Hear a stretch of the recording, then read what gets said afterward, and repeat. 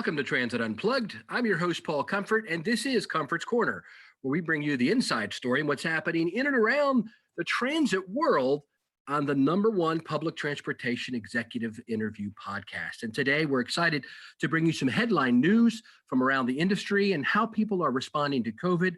We've also got an in-depth interview with Magda Robertson from Torrens Connect in Australia, the third and final podcast interview from our Australia series this last month or so. We've had two tremendous guests. Actually, when we go all the way back to the beginning of September, Andy Byford, the CEO of Transport for London now, but at one time was an Australian transit executive. I actually just talked to him again today about something. And then Neil Scales, we head on from Queensland, Australia, and Rod Staples from New South Wales.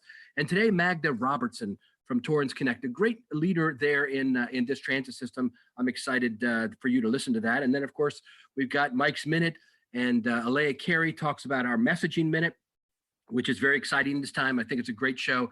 And then we're going to take a look at the future of public transportation, which is a little bit different now. I talked today some about marketing our transit services to families. Make sure you stay and listen to the entire podcast so you can hear that final portion. Basically, my friend Lauren Skyver, who is CEO of Sunline Transit in Coachella Valley, California, likes to say, we can't sell what people aren't buying, or you shouldn't sell what people aren't buying. And if transit ridership continues to be a little lower, which it does, I just reviewed the numbers from UITP from all the major cities across the world, and most systems are now at about 60 to 70% ridership in their main services. Sometimes the subway, like the Tube in London or the New York subway, is lower than 50% still. But bus service in general in major cities, as of this week in the middle of October 2020, ridership's back up to over 50% in most cities. In a lot of cities, it's up to 60-some%, and some even touching on 70%. Some cities in Africa are way over that, up at 90%, like Lagos. I talked to them recently. And but other systems, we're trying to figure a way back. And one way is for commuter services to maybe consider marketing their services into the cities in nights and weekends to encourage people to try the train or the bus for the nightlife, or for ball games, or for on the weekends, more just tourist related activities. And another way to do it is to market our systems toward families. When I used to run the MTA in Baltimore, while we had 26,000 school children every day ride the service, we never really marketed our service while I was there to families. And a lot of systems are looking at new market base to increase their ridership. And that's one I think we can look at. So stay tuned till the end of today's podcast. And I talked for about 10 minutes about ways you can do that, some specific examples of what you can do to improve your system. But I want to touch on a couple of items before we get into our newsmaker interview with Magda that are happening with regard to COVID-19. The Metro North Railroad and Long Island Railroad up in New York City are piloting a new technology to filter and purify air inside rail cars using an electrical field to generate a wave of ionized particles to destroy airborne viruses, bacteria, and particulate matter, including COVID-19, according to News and Mass Transit magazine this week. The MTA says it's the first agency in North America to use and to test the technology. The pilot follows a successful proof of concept conducted by Metro North over the summer. The air filtration and purification system, which was developed by Norbrake Company and its Merrick North American division, I know those guys, I used to use them here in Maryland, is incorporated into the railroad's existing ventilation system. It enhances in-car air filtration, which already filters air 30 times an hour or once every 120 seconds, exceeding CDC standards for certain medical facilities and far surpassing standards for classrooms and restaurants. In partnership with the MTA, researchers with the U.S. Environmental Protection Agency will test the technology to determine its effectiveness in meeting the needs of public transit. Catherine Rinaldi, who is Metro North president, said as more and more customers return to Metro North trains, they want to be confident that we're doing everything we can to keep them safe and healthy. If the pilot proves successful, she continues, not only does this new air purification technology kill COVID-19, it kills any virus, including the standard flu or bacteria that cause the common cold, and even particulate matter like diesel fumes. The benefits provided by this new system would last well after the pandemic has ended. So pretty cool stuff. And we'll keep you in tune with it as it continues, as they run this test pilot program. But I thought that was great. One other big kind of item that's been happening in the transit world in COVID is the rise of microtransit. And I wanted to tell you about one that's happening in Ohio, COTA, has partnered with VIA, the company that does that, to provide on-demand service in Central Ohio communities. It is the Central Ohio Transit Authority, COTA. They've provided a first of its kind mobility solution in parts of Columbus, Gahanna, and New Albany, Ohio. The new service is the only full-time on-demand bus service in the United States, their press release says. In the first 3 weeks of service, COTA plus bus on-demand customers averaged 13-minute wait times to be transported to any transit stop within their defined zone.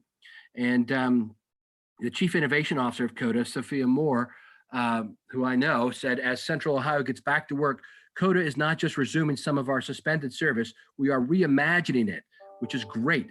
Through our partnership with VIA, COTA Plus Bus On Demand is providing residents with service that meets their immediate and specific needs. And they're transporting multiple customers to hail a transit vehicle at a nearest transit stop through their app. And it has wait times between transit vehicles on some lines has ranged between 30 to 45 minutes.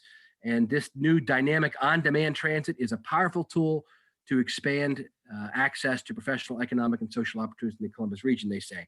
So again, a great new approach of kind of a full-time on-demand service. These micro-transit pilots, you know, it's my buddy Robbie Mackinnon at Kansas City Area Transit Authority really started a trend, I think, a few years ago when he opened up Ride KC Freedom, which at first was just for people with disabilities. It was a micro-transit service for them, kind of their own version of that. And then it expanded to anybody who wants to ride. And they charge a little bit more for people without a disability, or diverse ability, as Robbie likes to call it. And so microtransit really is finding a niche market. And I just wanted to comment on that today and say that I'm interested to hear what you're doing. If you have a brand new service you're starting in the microtransit area, I'd love to hear about it. Shoot me an email at paul.comfort@trapezegroup.com. paul.comfort@trapezegroup.com. And I'll love to hear from you about what you're doing, what the results are, how you're hearing it. And we'll share that with our listeners here on Transit Unplugged, which, as you know, is heard in 99 countries around the world.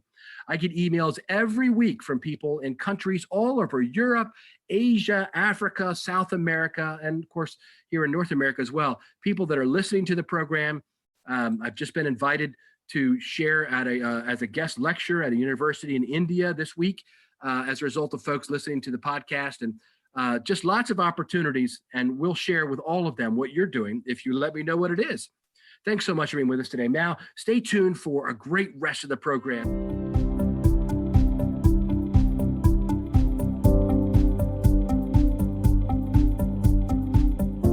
Welcome to Transit Unplugged. I'm your host, Paul Comfort. Excited today to be with you on another episode of Comfort's Corner. Today, we're interviewing Magda Robertson, General Manager of Torrens Connect in Australia, the land down under. It's so exciting to be with you. We're talking by Zoom, but I feel like I'm there again. I remember being there and I loved it in Australia. Thanks, Paul. I agree. I'm super excited to be part of this show. Yeah. So today we're going to be talking to you some about your career and this brand new job you've gotten in the middle of COVID, you know, and how that feels. I just was interviewing a lady yesterday on a webinar, a national webinar here, and she's the same thing. She's a good friend of mine, and she started her job in Savannah, Georgia, in the middle of all this, and it's quite an experience, Magda. So, but first off, I mean, just tell me, how are you doing? How are things going generally in Australia? I know you guys have recently had a spike in Melbourne of COVID, but just kind of give our listeners a general picture of what's happening. You're the third of our interview series with Australian CEOs back to back, and so I think people would like to know, kind of keep up to date on what's going on right now. Yeah, look, it's tracking along. We did have a second wave. Melbourne is still in its infancy. I think they're releasing some of the other restrictions. I'm in Adelaide. Adelaide is a city just north, I guess maybe west of the East Coast. So I'm in the middle of Australia at the bottom, very bottom there. Okay. Beautiful state. We're known for our red wine. So Australia, Adelaide's releasing the restrictions. So from last night, we're able to dance at weddings. We're able to have bigger venues now. One of the odd restrictions that we did have was we couldn't stand and drink. So people had to go to a bar, sit down and drink. So that's been lifted right before the Christmas period, because I can tell you, it was a challenge to organize a Christmas party because everyone had to have their bums on seats. So this is exciting for us because now all the venues are opening up and you can stand, you can mingle, you can drink, you can chin. So things are tracking along well in Adelaide. I think Adelaide's probably one of the luckiest states It didn't hit us as hard as it hit the East Coast and the West Coast. So fingers crossed we'll be out of it by Christmas completely. Well, that's great, Magda. So I'm glad that you guys are doing well down there in your part of the country. Tell us about, where you've been and what you've done. You've got a really interesting background. I do have an interesting background. I started my career in law enforcement. I always often say this to people: you're born a police officer, and you really got to get it out of your system. So I started my career in law enforcement in a counter-terrorism first response unit. I was one of 4 females. It was an awesome career. I was young, I was vibrant, I was into exercising. So it was a career that I really ravished in. And then came September 11th and things got really serious, right? I got sent to different parts of the state, different parts of the world. And there came a point in my career where there was a real threat and I had to go into the airport. I was part of the bomb squad. And it was a turning point for me, because at that point I was young. I wasn't earning a lot of money. Police, fire, ambulance, teachers, then they don't earn great money for what they do. I had people in my earphone saying you've got 30 seconds to detonation. You've got 10 seconds, 9, 8, 10. And it was one of those out of body experience. It was one of those out of body experience where I went, I can't do this anymore. I need to live my life. I need to move on to the next big thing. Loved it. At that point, transport was going through a huge shift purely because of September 11th. Transport is a critical infrastructure, right? We rely on it. Vulnerable people rely on it. So I moved into security within transport, and I loved it. I went from one career to the next, and it was all about security transport. So I really enjoyed it. I came in as a senior transit officer, so that the law enforcement on transport in Sydney.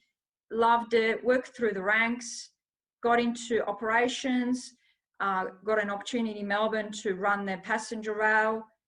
Both Sydney and Melbourne are passenger transport modes. And then I got this opportunity to run the trams in Adelaide. So I was blessed enough to run passenger rail, which is the heavy rail. And now I've got this wonderful opportunity to, run the light rail and buses. Wow, that going back to your comment about your career, when the countdown, that's just like on the movies, a Bruce Willis movie. He's waiting for it to come down and try to figure out, is the red wire or the white wire? It wasn't. I wish it was like a movie. It wasn't quite like that, but it was. It was at Sydney. It was Sydney Airport. Really. They took it. The police took it as a real threat. So that was it was a pivotal moment for me, because I was too young, and I wasn't one of those. I wasn't Bruce Willis, so I was willing to die for the cause. So I moved on.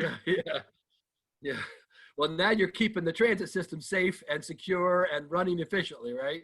So I love it. So tell us about tell us about Torrens Connect. It's a brand new service, and kind of give us the background, how it interacts with Adelaide Metro operations and all that. So it's not a brand new service. It is an existing public transport service that's been, I think, Adelaide Tram, the Glengarry Tram.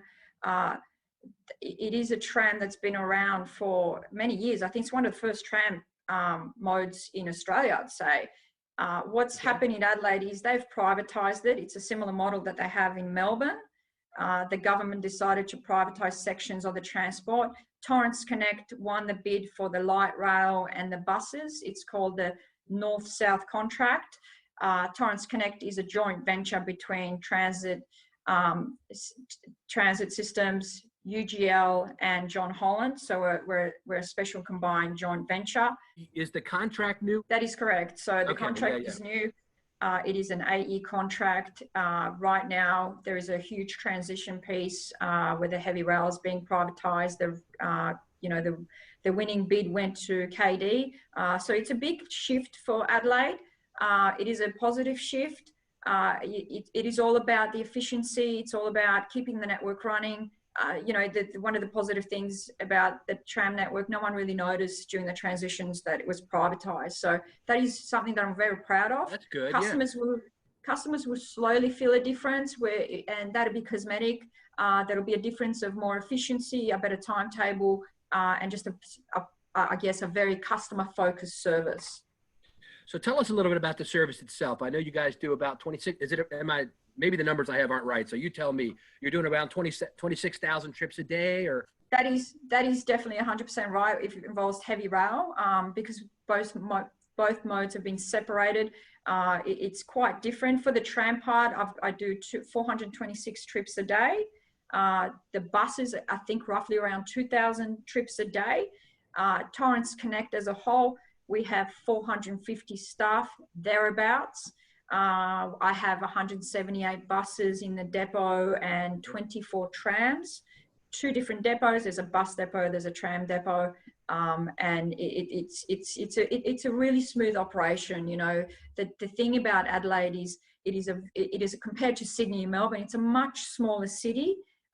We don't suffer as much traffic, so there is I guess in Adelaide there is a shift for using your car a lot more than a major city, but we have a really user-friendly systems. For example, I can, jump on a tram, I can jump on a bus.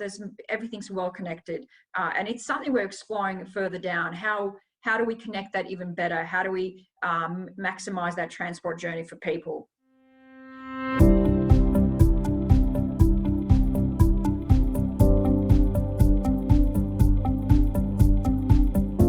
Hi, this is Mike Bismeyer, Regional Sales Director for Proterra, and this is Mike's Minute, where we talk about random acts of kindness, mentorship, and leadership with the hopes it'll inspire you to pay it forward.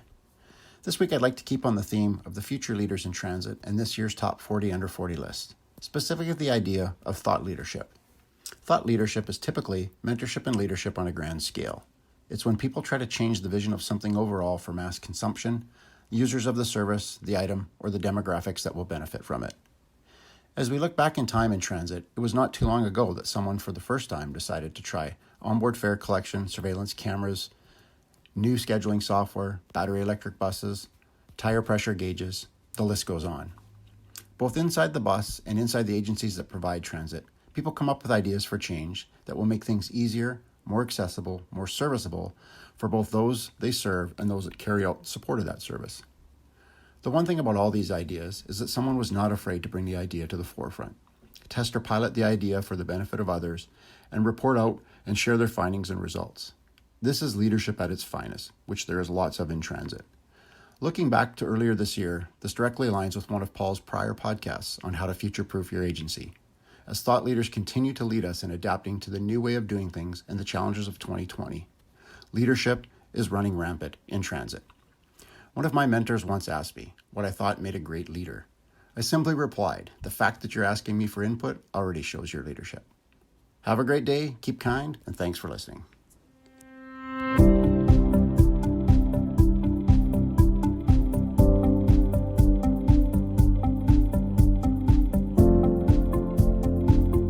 Ben Dvorak, you've met him, but maybe our listeners haven't. Ben is a good buddy of mine, a colleague in Australia that works with Trapeze. Ben, did you have a question for Magda? Yeah, Magda, I was wondering, so we have, there's all these departments that need to be communicating. You have an integrated system across trams and buses. And I want to ask you a question around technology. So if we think back to a point where there was no technology, all of this stuff was being managed by paper and pen and handoff communication, word of mouth, face-to-face, those sorts of things. Yeah. We're now moving to a world where we're automating all of those processes, creating efficiencies. People can communicate without doing things face-to-face. And some transport organizations are anywhere from the beginning of that journey to the end. So I just wanted to ask you, how have you seen the technology has been able to benefit your operation in your experience and help you through certain times of uncertainty, similar to what we're going through now? Yeah, great question. I think obviously this is a great example as a franchise now to the government. We do have key performance indicators, and as an organisation, we want to monitor data. And to monitor that data, it's about the patronage, and it's about incidents, and it's about revenue services. So the concept of that is just so much easier to manage these days, because when we have this technology where people tap on with their card, that's all data gathering. We can always we're able to read where's the maximum data, where's the maximum patronage, where are people really getting on our trams, and do we need to provide more service because the patronage is rising. Obviously in COVID, everyone's feeling the same pain. Patronage is down. People are very hesitant to jump on public transport. And it's really hard to communicate that to the public, because certainly for my business, we do 3 cleans a day. We do additional cleans to give the public assurance that our trams are safe, that they're clean.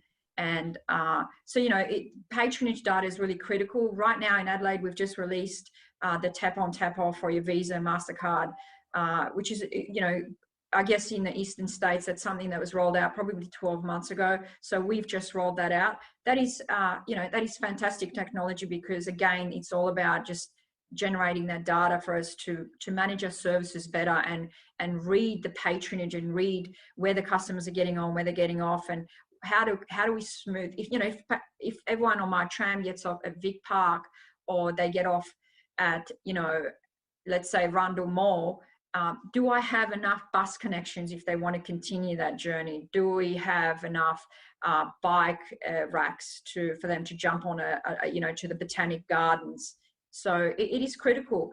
During COVID, obviously, Zoom, I think the most common quote of the last 6 months is, I think I'm on mute. I think I've heard that 100 times. Yeah, that's the catchphrase. Or hey, you're on mute. I think I've heard that so often. Yeah. So that is critical. It's critical to keep in touch with people, keep in touch with the stakeholders, keep in touch with the government. All the business went into shutdown, right? So people went home, worked from home. In transport, which is critical infrastructure, we didn't have that luxury. We came into work. So for me to touch base with all my admin staff that end up working from home, that's super critical. That's super critical to have that FaceTime, to touch base, to make sure everyone's okay. I've got to say, productivity was fantastic. I don't know how the rest of the world thinks. I can honestly put my hand on my heart and say, when my staff went home, they delivered. They delivered, and I feel people had just more time to deliver quicker, better, and I honestly feel that people were just so willing to pick up your phone calls. I've never been in a world where everyone picked up my phone calls. I think actually what's happened is because so many people are working at home, it's kind of hard to put a hard dividing line between start and stop time. So many people, I've seen statistics on this, are actually working a lot more because they're home. I know, I've worked at my home for a while, but I work whenever, like right now when I'm talking to you. It's nighttime for me. So, and it's morning for you. You're ahead of me. Actually, it's tomorrow. How is tomorrow, by the way? Did you get my lottery numbers yet? No, just kidding. Yes, but how was yesterday? Yesterday was great. But you brought up a really valid point, because everyone's saying work from home is such a benefit. But then you've got the other spectrum of that. You've got people that have got kids at home. They've got, daycare was shut. There was no daycare for a certain amount of time. So, you had mum and dad at home trying to manage 2 kids whilst working. So you had that ability to switch off for a couple of hours and then log back on when the kids have gone to sleep. I had a lot of people that would all of a sudden appear online at 7 p.m. and work till 9 p.m. because they had to hang out with the kids at lunchtime because they had no other options. There was no daycare. Right. All those support services shut down. So it's opened up a whole realm of possibilities for everyone. Yeah, and really, like Ben said, technology is the way that people are able to adapt. I've been doing a talk all around the world. As a matter of fact, I think I just did it in Queensland, Australia. I did a staff meeting for them there with Neil Scales. And I talked about how to future-proof your transit system, 10 ways to future-proof your transit system. And several of them have to do with technology. So just before the COVID shutdown, I was in a big transit system in Canada. And I went into the dispatch office. I looked up on the wall and I could not believe what I saw. There was a piece of paper, a big piece of paper, but it had the parking lot of the bus garage up there with all the lots, all the spots numbered. And somebody had gone around like we used to do in the 1980s, and they'd written down the numbers of each bus on the lot. And I said to them, "Are you kidding me? This is how you keep track of this? How long ago was this done?" Well, I don't know. And we are in 2020s, people. You've got to have that. today more than ever, you have to know where your vehicle is. It can't be bait, 100%. and you have to know where it's at on your lot. You know, they're bringing back buses for cleaning more often now. Yeah, You can't have yeah. your drivers and your utility people looking all over for that vehicle. I mean, talk to us about that some, Magda, the importance of having, you know, the latest and greatest technology in order to make sure your system can function in a new world like we're in today. So fleet management and obviously train control systems are critical. There's nothing more critical to an critical operational environment than to know where your rolling stock is. So I'm going to use trains as an example, or trams. It's a safety critical system. I certainly have been in a position where the organisation I was working for, had black spots, which means my train controllers essentially didn't know where the tram or train was. You can't function like that. You can't function on humans making the right decision for the right reason. Why? Because we're humans, we make mistakes. It's always the engineering solution that works, and train control systems, fleet management systems. These are really critical systems that, that control the mechanisms of what you do. If I, for example, had to write every tram that's in my depot every night, that's ludicrous, right? Because, you should be able to, a computer should be able to tell you, this is where the tram should go. This is where it should be, because in the morning, the timetable indicates that's the first train that's coming out. It's critical. And I don't have to tell you that, Paul. Working for Trapeze, it's an organisation that's technology based, so you guys understand the criticality of such systems.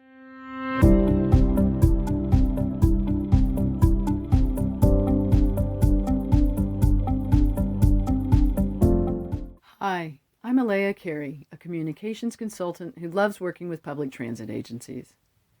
Every transit person I know has a warm, happy memory of their first experience of public transit. For a lot of us, it was an early transit trip or a school field trip to an agency. For others, it was a special book or movie or television show. I've been thinking about how to raise the next generation of transit fans, aficionados, geeks, and advocates, and especially how to reach kids who right now are still spending a lot of their time at home.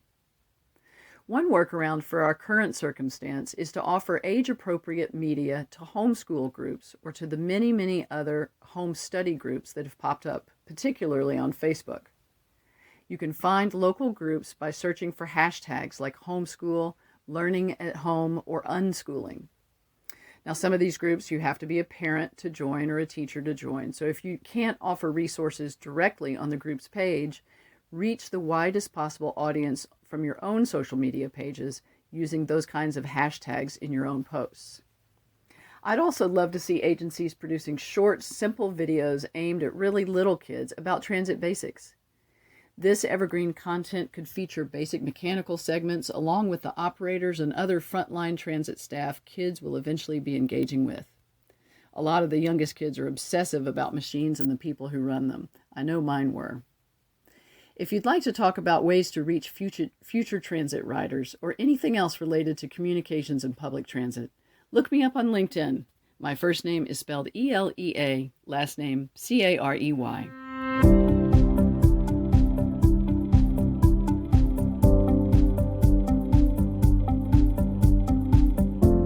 So let me ask you now, where do you go from here? What's next for you guys at Torrens Connect? I think, it is about the patronage. How do we now ensure that the public feels safe enough to get back on our trams? Our patronage is creeping up. People are going back to the offices. One of the interesting things about unlearned behaviours, we've now got people going back to the office, and we've got people slapping our trams with their cars because it's an unlearned behaviour. People have stayed at home now. There's a mass amount of cars in the city. So the way forward right now, the things that are really critical for me right now is educational campaigns. As silly as that sounds, you're thinking, Magda, you're the GM, you should be focusing on, the timetable, more streamlined services. Certainly we have areas in this business that are doing that right now. The critical area for me is I've had a really big influx of vehicle accidents that are hitting our trams. So right now that's a focus for me because I need to, along with the RAA, which is the road authority, we need to get an educational campaign out there to teach people how to behave around trams again, because people have just forgotten. They've forgotten because they're used to driving around their suburbs, driving around their local areas. So there's stuff on my radar that are really important. There is stuff on my radar that are, the 3 months, 6 months, 12 months. The world has changed. What does that look like for transport? Transport is an essential service. We are a public service. In my two trains of thoughts on this, two trains, touche. Yeah, That is no pun intended. pun intended. Two trains of thought on this. People are saying, we've changed the way we work. We're going to stay at home a lot more. Things are never going to go back to the way they were. I disagree with that statement. I think we are creatures of habit. Yes, we enjoyed this, this lullaby time that we had, and I certainly did enjoy spending time with my family. I think we're going to go back to normal. So my focus the next 12 months is patronage will rise. We are going to go back to our bad habits. Some say bad. I think they were great habits. People, we're creatures. We're social creatures. We are going to go back to the offices. So my 12 months is planning that increase in patronage. We're looking at timetables. How do we run the timetable better? How do we provide a better customer experience? How do I assure the public that our trams are clean and safe to travel on? That's great. Yeah, that's true. I went back, you mentioned 9/11 earlier, and that's really the other analogous situation I could think of. Yeah. When a big thing happened that affected everybody, here in America, Yeah. people were freaked out and didn't want to ride in airplanes. So I went back and looked at the data online, and it took 18 months for passenger counts to get back to where they were in airlines. And I think for commuter services, especially commuter trains, I used to run one called the MARC train in Maryland that went into DC. I think for commuter trains and commuter buses, that may be right. It may take 12 to 18 months, but I think for the core cities, people are going to get back on the bus. I mean, I was on an event with a CEO of Lagos, Nigeria last month, and she said they were already back to 95% ridership. She said, but our passengers are largely day laborers, people that don't have any other options. So it all depends on where you're at or the type of service you have. But I really do think we're going to get back to 80, 90%. Yeah. Commuter services will probably take a little bit longer. And to be honest with you, actually, a guy that was in Australia for a while, Phil Verster, I don't know if you recognize that name, but now he's in Toronto running Metrolinx, and he runs Go Trains. And he told me, and actually to Rod Staples, that, for the commuter trains that brought people in from the suburbs, the morning and afternoon peaks are down, definitely. And they may not ever get back to where they were because the white-collar professional workers that work in the tall buildings in downtown in the big cities have figured out, hey, I don't have to go to work every day. Why would I do that if I don't have to? And so they may never come to work every day. So in order to make sure that we are, not selling what people aren't buying, we got to figure out what they are buying. And what they're buying now might be, okay, how about nights and weekends? What about the nightlife in downtown Sydney or downtown Adelaide? You can go in and see a ball game, go into the nightlife.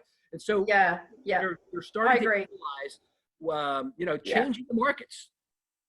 So interesting enough that you said that, because one of the movements that we've seen in Adelaide is certainly that the patronage during the day is increased beyond what it used to be. So I've got this really weird thing happening at the moment where sometimes I get a delay in service because of traffic. And that's because we share some of the roads with the cars, then and passenger movement. So now all of a sudden my trams are fully at maximum capacity at 12 o'clock in the day, which is just so unusual to what it used to be. So prior to that, it was always the peak hours, people, wonderful culture down here when it's busy on the trams, people just jam in and they're happy to jam in and support each other. Times have changed, it's COVID. But now it's the crowds during the day that are really jumping on our trams. We have a free service within the CBD. You think they're going to lunch or something and people are just jumping on the train? Yeah, 100%. People are now more, if they do go to the office because they've had that lull where they've been at home, they're more inclined to now step out and sit in the park. Everyone misses the world, I think. Yeah. So now they'll jump on a tram. It's a free service through the city. So a lot of movement at very different hours, like you said. People are exploring things and exploring public transport and thinking, I can do this at a different time. It's not always about the peak hour anymore for me. So that is a challenge in itself because, at a peak, you run less trams. So it's something we're looking at. That's good. Yeah, I think we have to adapt. Another thing, and this, Yes. we're running out of time here, but we could talk for another hour. But there is a lot of people had in place what they call in America COOP plans, not a chicken coop, but COOP, which stands for Continuity of Operations Plans. A lot of government agencies had that. I was talking with maybe, I don't know, half dozen CEOs this week about that. None of them had a pandemic plan in their COOP plan. It was like, okay, my building gets damaged, or there's a hurricane or a tornado or a flood, but nothing like this, unseen enemy which came in and affected so many people. So I think that's another thing people are going to do, don't you think, is go back now and update their plans based on what they've learned. I mean, I did a presentation this week for a conference here in America, and I called it Hindsight is 2020. Fun too, because 2020. Now that now that we're kind of past that, we need to look back and make sure that we update our plans, right? Yeah. So super interesting that you mentioned that, because I come from a law enforcement world. So operational readiness plans is my world. So I've always had that. I've always had operational readiness plans for any business that I manage. Clearly not at the level of a global pandemic. That is next level kind of stuff, right? But operational readiness plan, it's about the disruption in service. So it can be adaptable. It is always about that, if we have a disruption, is it a 12-minute disruption? Is it a 12-hour, 24 or 3 months? So that's something our business has always had. And I take absolute pride in that, because it is about planning for that unforeseeable stuff. And when you do these plans right, that could be applied to any kind of, catastrophe, pandemic, natural disaster, fires. So I've always been passionate about that. So tick, got that one. There you go. That's great. Well, Magda, thank you so much for being a guest today on Transit Unplugged. It was a joy and an honor to meet you. I'm excited to see what you do down there. And hopefully when I visit next year, when UITP comes to Melbourne next year, we'll be able to meet in person, and Ben will be with us too. And we can have some of that great coffee in Melbourne that they make. And wine, Paul. Don't forget about the wine. And wine, I was trying to keep it PG, but okay. Very good. Thanks for being with us today. Magda Robertson, General Manager of Torrens Connect, and also Ben Dvorak, my good buddy and world traveler. Thanks so much for being with us on the show today too. Thank you, gentlemen. I appreciate the opportunity. Thank you.